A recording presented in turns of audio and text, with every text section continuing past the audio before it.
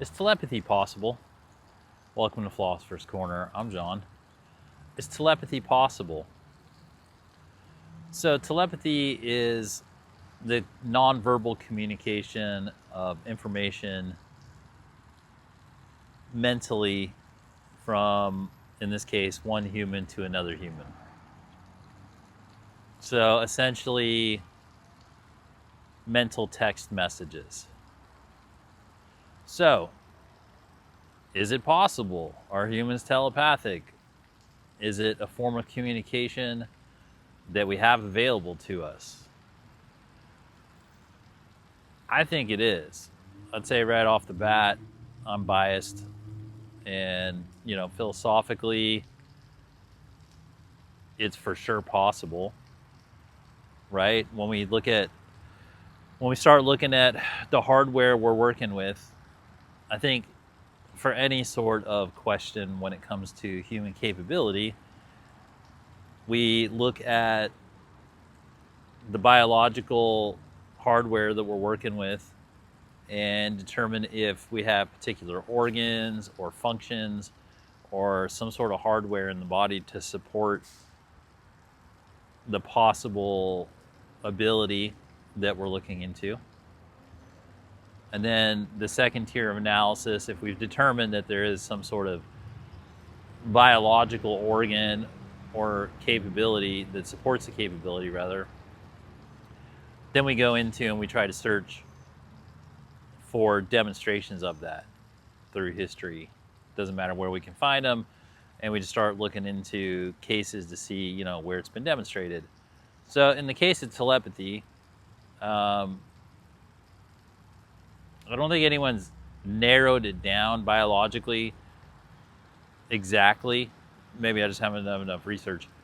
But it would seem that what we have in the brain, especially with the third eye, is the third eye we know can pull in certain spectrums, certain frequencies of energy for interpretation into the brain. And it appears, and according to the ancients, also has the ability to transmit. Right? And I forget the name of it, where there's an organ that converts electricity into, it converts the impulses into electricity, like piezoelectric, I think, like little crystals, like the DMT activation area of the brain, where it does that conversion. So we know we have that in the brain that can convert energy frequencies into electrical impulses for interpretation by the brain. And once we have that physical mechanism identified, that's really what we need, because what we're saying in terms of the hardware of telepathy, we need something in the brain, something in the core operating area of the brain that can act as a transducer, which means that it can both receive information and convert it into electrical impulses that go to the brain, and then it can conversely take information from the brain electrically and put it into that same organ and send it out externally somewhere. And on the surface of it, we'd appear to have those mechanisms inside the brain. Now, if you're an MD or something in there and you know about this and you know which organs they are, feel free to write in the comments about it. But basically, we appear to have the biological mechanisms sufficient to carry out telepathy.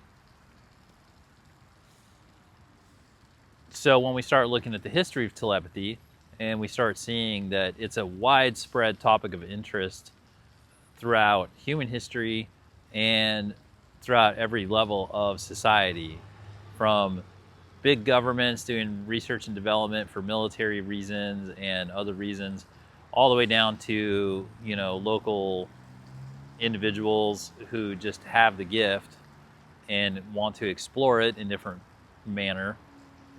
We have a long, rich tradition of people exploring telepathy to various degrees of success and non-success.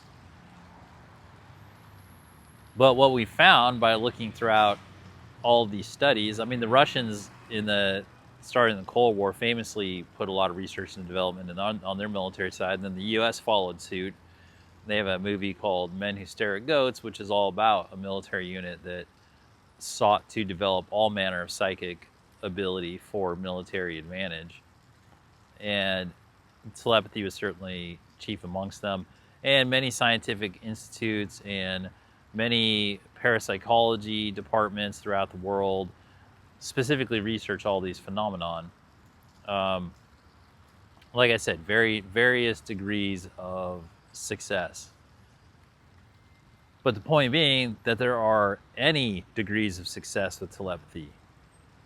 That's, to me, in the philosophical analysis, if for telepathy to exist, you only have to have repeatable demonstrated cases in a handful of instances, like really just one, to prove that it's possible. And when we look through the research results, we have tons of people who have demonstrated different levels and forms of telepathy. Now, are we going to get people who can conduct all of their daily communication telepathically? I mean, not yet. Because we're at a point of understanding of it that's very rudimentary. And there aren't a whole lot of other people to practice with, so to say. But what we do have is we have a tremendous amount of scientific testing that, beyond the shadow of a doubt, proves that at least one person on the planet has done it successfully. Now, I'm saying that a little bit in jest because we actually have case studies of tremendous amounts of people demonstrating telepathic ability. And in this case, for the sake of our discussion, all we really need is just one single human being to have ever displayed adequately telepathic abilities at any level.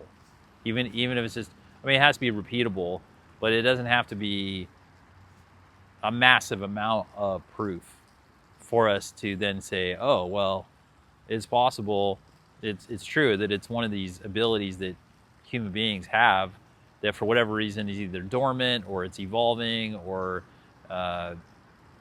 we had it previously and it's been removed from us for some reason. You know, maybe it's just atrophied. We don't really know.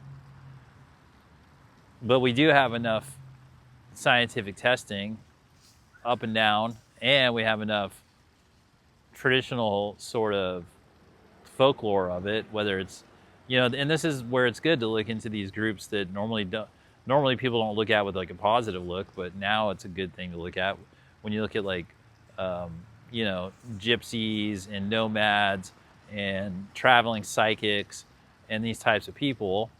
And they traditionally get a bad rap because society makes them live on the fringe or outside of society.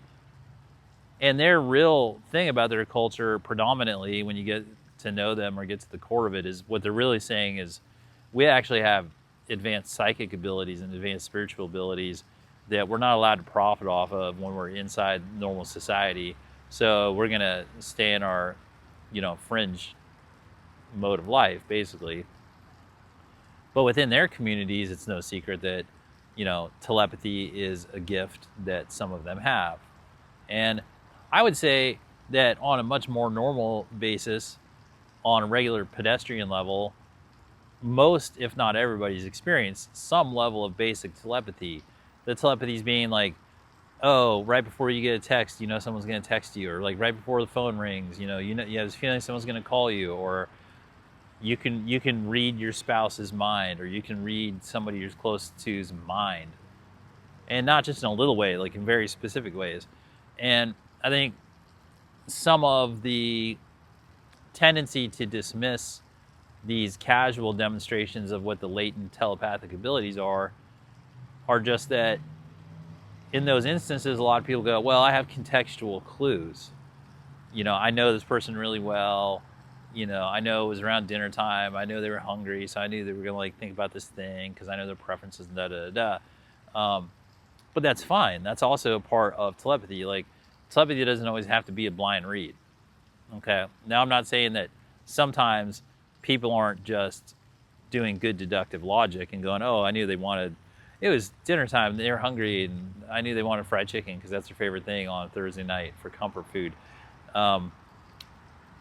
But sometimes the contextual clues are really just there to enhance the telepathy, make you feel like make you more open to it in a way.